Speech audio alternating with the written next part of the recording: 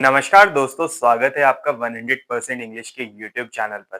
दोस्तों, आज की इस वन शॉट वीडियो में हम लैटिन अमेरिकन लिटरेचर के पूरे सिलेबस को डिकोड करेंगे। हम टेक्स्ट बाय टेक्स्ट समरीज देखेंगे, साथ ही देखेंगे इंपॉर्टेंट क्वेश्चंस जो कि हमको हमारे दिसंबर 2025 एग्जाम में देखने को मिल सकते हैं। वीडियो काफी डिटेल्ड और इंसाइटफुल होने वाला है। मिलता हूँ आपसे वीडियो के एंड में। सबसे पहले स्टार्ट करते हैं सबसे famous text Gabriel gratia Marquez का Chronicle of a death foretold. देखिए, स्टोरी सिंपल है लेकिन स्टाइल कॉम्प्लेक्स है स्टोरी का। ये कहानी है एक मर्डर की जो सबको पहले से पता था, इसलिए टाइटल है डेथ फोरटोल्ड। सांतियागो नसार नाम का एक वेल्दी यंग मैन है, उसको मारा किसने? विकारियो ट्विंस यानी पेड्रो और पैब्लो ने। क्यों मारा? ऑनर के लिए।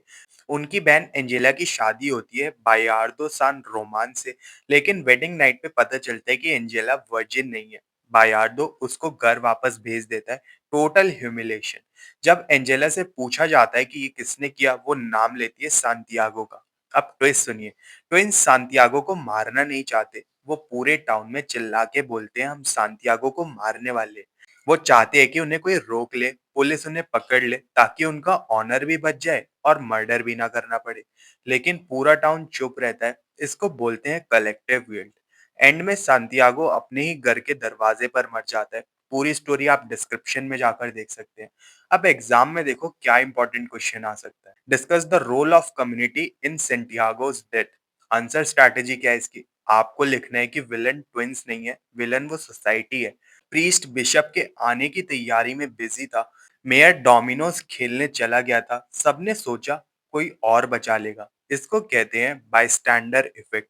दूसरा क्वेश्चन इसमें बन सकता है, how does Marquez subvert the detective genre. Normal detective novel में एंड में पता चलता है कि किलर कौन है। यहाँ पहले सेंटेंस में पता है कि किलर कौन है। मिस्ट्री ये है, क्या सच में सेंटियागो ने एंजेला को टच किया था? नॉवल एंड होती है, लेकिन ये आंसर कभी नहीं मिलता। मार्केस दिखाना चाहते हैं कि ट्रुथ कभी एब्सोल्यूट नहीं होता। आगे बढ़ते हैं शॉर्ट स्टोरी पर। दो लेजेंड्स है हमारे सिलेबस में, युआन रुल्फो और बॉर्गेस। सबसे पहली स्टोरी है युआन रुल्फो की, लुवीना। रुल्फो मेक्सिको के राइटर है। इनकी स्टोरी लुवीना एकदम डार्क है। समरी देखते हैं।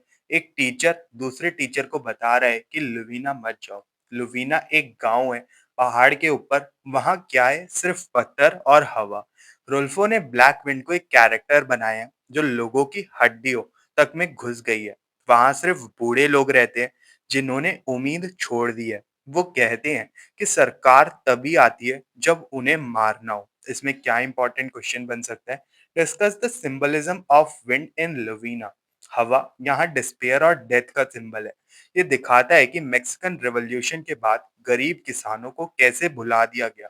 लुवीना एक परगेटरी, हेल और हेवन के बीच की जगह है। अगले ऑथर हैं जॉर्ज लुइस बॉर्गेस और इनकी शॉर्ट स्टोरी है गार्डन ऑफ फोर्किंग पाथ्स। ये स्टोरी थोड़ी दिमाग घुमाने वाली है, ध्यान से सुनना। यहाँ सुन नाम का एक जर्मन स्पाई है। TSUN, सुन नहीं। उसको जर्मनी को बताना है कि ब्रिटिश आर्टिलरी सिटी एल्बर्ट में है, लेकिन वो भाग रहा है। वो मिलता है डॉक्टर स्टीफन एल्बर्ट से। डॉक्टर एल्बर्ट उसको बताते हैं कि यूसुन के दादाजी, जो कि उसके एंसेस्टर थे, उन्होंने एक नॉवल लिखी थी जो एक मेज है, मतलब कि भूल भुलैया है। नॉर्मल कहानी में अगर आप एक रास्ता चुनते हैं, हीरो एक रास्ता चुनता है, तो दूसरा बंद हो जाता है। लेकिन इस भूल भुलैया में, इस उनके दादाजी की नॉवल में सारे रास्ते एक साथ खुलते हैं। है ना कितना इंटरेस्टिंग? ये कॉन्सेप्ट है इन्फिनिट पैरेलल यूनिवर्स का। एंड में यूसुन डॉक्टर एल्बर्ट को गोली मार देता है ताकि न्यूज़पेपर में एल्बर्ट का नाम आए और जर्मनी को सिग्नल मिल जाए कि यार एल्बर्ट सिटी में ही ब्रिटिश आर्टिलरी है। इंपॉर्टेंट क्वेश्चन इसमें क्या बन सकता है? How does Borges treat the concept of time. Borges कहता है टाइम लीनियर नहीं है, वो एक वेब है, यानी कि एक जाल की तरह। फोर्किंग पाथ्स का मतलब है हर डिसीजन के साथ नए यूनिवर्स बनते रहते हैं। अब आते हैं पोएट्री सेक्शन पर।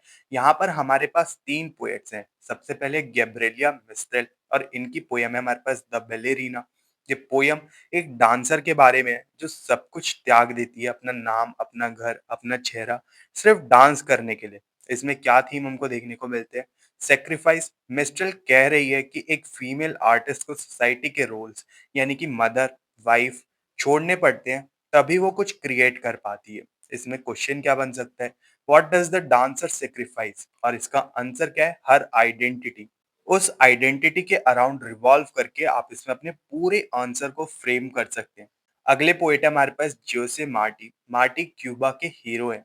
इनकी पोयम स्टार्ट होती है एक ब्यूटीफुल बोट राइड से, लवली सन लवली वाटर। अचानक पोएट पानी के नीचे देखता है और उसको एक फाउल फिश यानी सड़ी हुई मछली और एक स्कल दिखाई देता है।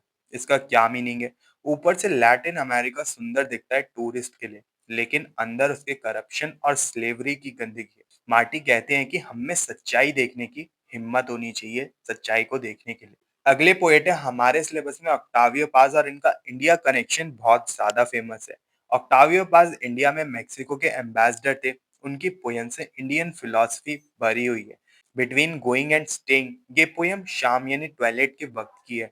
ना दिन है ना रात है। पोएट कहता है आई एम अ पॉज। ये बुद्धिस्ट कॉन्सेप्ट है। रुकना सिर्फ होना है। मतलब स्टेइंग का एक्ट भी एक एक्टिव एक्ट है। पूरी पोयम की एक्सप्लेनेशन लाइन बाय लाइन आप डिस्क्रिप्शन में दिए गए लिंक से देख सकते हो। एक और पोयम है इनकी, as one listens to the rain. यहाँ बारिश सिर्फ पानी नहीं है, वो वक्त है, टाइम है। पास कहते हैं कि बारिश को ऐसे सुनो जैसे तुम्हारे अंदर वो बारिश हो रही है। यहाँ पर बाउंड्रीज ब्लर हो जाती है। इंपॉर्टेंट क्वेश्चन इसमें क्या बन सकता है? Discuss the influence of Indian thought in Paz. आपको लिखना है कि सर्कुलर टाइम वो दिखाते हैं और नॉन ड्युअलिटी के बारे में वो बात करते हैं। पास लीनियर टाइम को रिजेक्ट कर देते हैं। आप इस तरीके से लिख सकते हैं। और साथ में उनकी पोएम में से कुछ कोट्स को कोट करके, जिसमें कि बुद्धिस्ट थ्योरी या फिर हिंदू फिलॉसफी को दिखाया गया हो, आप उसको मेंशन कर सकते हैं और उनका इंडिया कनेक्शन दिखा सकते हैं। Last but most important, history and trauma. Eduardo Galeano की lust for gold, lust for silver, ये टेक्स्ट लैटिन अमेरिका की हिस्ट्री का पोस्ट मॉर्टम है। चलिए इसकी समरी देखते हैं फटाफट से। गैलियानो बताते हैं कि कैसे स्पेन और यूरोप अमीर बने हमारा सोना और चांदी को लूटकर। उन्होंने पोतोसी की बात की है, जहां से इतनी सिल्वर निकाली गई कि पूरा यूरोप अमीर हो गया, लेकिन बोलीविया गरीब रह गया। गेलियानो कहते हैं our wealth has always generated our poverty. हमारी दौलत ने हमारी गरीबी पैदा की है। इंपॉर्टेंट क्वेश्चन इसमें क्या बन सकता है? Explain the concept of open veins of Latin America. Latin America की नसें यानी वेन्स काट दी गई हैं ताकि खून यूरोप में बह सके। बेसिकली ये कॉन्सेप्ट ये है। इसे कहते हैं हम डिपेंडेंसी थ्योरी, और इस डिपेंडेंसी थ्योरी कीवर्ड के अराउंड आप अपनी समरी को लिखकर पूरा आंसर 3 से 4 पेज का बड़े आराम से बिल्ड कर सकते हैं। अगले ऑथर है हमारे पास एलिसिया पार्टनॉय, और इनकी स्टोरी है द लिटिल स्कूल। ये दिल दहलाने वाला टेक्स्ट है। ये एक टेस्टिमोनियो ज्यादा है, टेक्स्ट कम है, मतलब कि एक गवाही है। अर्जेंटीना में 1976-1983 में डर्टी वॉर हुआ। मिलिट्री ने 30,000 स्टूडेंट और एक्टिविस्ट को गायब कर दिया, यानी कि वो डिसअपियर हो गए। अलिसिया पार्टनॉय उन्हीं में से एक थी जो बच गई थी एंड में। द लिटिल स्कूल उस जेल का नाम है जहां पर उन बच्चों को रखा जाता था। वहां उनके आंखों पर पट्टी बांध कर रखते थे उनको। एलिसिया बताती हैं कि कैसे वो अपनी नाक के नीचे से थोड़ा सा देख पाती थी। बेसिकली उनकी नाक का स्ट्रक्चर वैसा था कि पट्टी हल्की सी ऊपर हो जाती थी, तो वो उससे देख पाती थी। वो स्लीपर्स देखकर अपने दोस्तों को पहचानती थी। और एक और चीज है, उन्होंने अलग अलग स्लीपर्स पहनी हुई थी। पूरी स्टोरी क्या है ये तो आप यार पूरी वीडियो में जाकर देखो, अभी बताने गया तो वीडियो काफी लंबी हो जाएगी।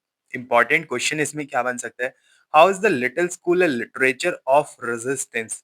इसमें आपको लिखना है कि ये सिर्फ कहानी नहीं है, ये एक सबूत है, यानी कि एविडेंस है। जब तक ये किताब जिंदा है तब तक वो गायब लोग भी जिंदा है। मेमोरी ही उनका वेपन है। ये लिटरेचर एज अ वेपन है। बल्कि इस किताब को एक एविडेंस की तरह भी यूज किया गया था जब कोर्ट में ट्रायल चल रहा था इस डर्टी वॉर के खिलाफ। तो दोस्तों, ये था आपका पूरा डीएससी 14 का ओवरव्यू। मैंने कोशिश की है कि सारे टफ कॉन्सेप्ट सिंपल लैंग्वेज में आपको समझा सकूं। अगर आपको कोई भी वीडियो डिटेल में देखनी है तो आप हमारी प्लेलिस्ट भी चेकआउट कर सकते हैं। और जैसा कि मैं हर बार कहता हूँ, एग्जाम में आपको दो टेक्स्ट को आपस में कंपेयर करना है, कंपेरेटिव स्टडी को लिखना है ताकि आप ज्यादा से ज्यादा नंबर स्कोर कर सकें। और कीवर्ड्स को टारगेट करना है और टेक्निकल टर्म्स भी देने हैं ताकि सेमेस्टर 7 में आपके इंग्लिश लिटरेचर की नॉलेज एग्जामिनर साफ तौर पर देख सके। तो दोस्तों, ये थी text bye text summary Latin American literature के हर एक टेक्स्ट की और पोयम की। हमने देखे कई सारे इंपॉर्टेंट क्वेश्चंस। उम्मीद है आपको वीडियो पसंद आया होगा। अगर आपको ये वीडियो पसंद आया तो इसको लाइक और शेयर जरूर कर लीजिए। और 100% चैनल को सब्सक्राइब कर लीजिए और ऐसे इंसाइटफुल वीडियोस के लिए।